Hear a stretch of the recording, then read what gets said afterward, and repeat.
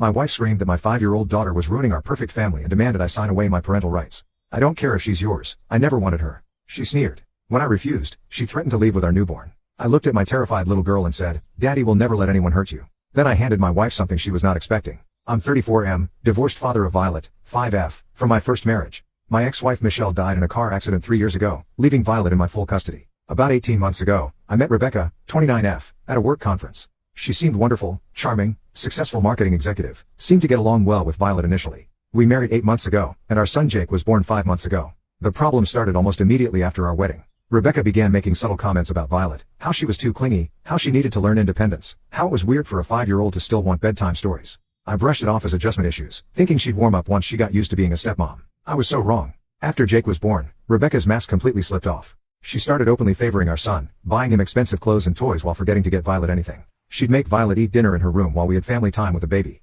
When Violet would cry or act out, normal 5-year-old behavior, especially after losing her mom, Rebecca would roll her eyes and mutter about drama queens and attention seekers. The breaking point came during Violet's birthday party planning. I wanted to throw her a princess-themed party. Violet had been obsessed with Frozen for months. Rebecca threw an absolute fit, saying we couldn't afford to waste money on elaborate parties and that Violet should learn to be grateful for what she has. This from a woman who spent $800 on a photoshoot for Jake when he was 2 months old. That's when I started documenting everything. Every cruel comment, every time Violet was excluded, every instance of emotional neglect. I also started recording conversations on my phone when legally permissible. We live in a one-party consent state, and I made sure to only record in areas of our home where I had reasonable expectation that conversations might be overheard by others. Something in my gut told me I'd need evidence eventually. While gathering evidence of Rebecca's treatment of Violet over the past 4 months, I discovered something that made my blood run cold. Rebecca had been posting on social media groups and forums about being a stepmom, but the things she was saying were absolutely vile. Under usernames that I was able to connect to her through various online breadcrumbs, same writing style, similar details about our family situation, timeline matches, she complained about her ungrateful stepdaughter who was ruining her family. She talked about ways to encourage stepchildren to want to live with their other parent, including making them feel unwelcome and excluded.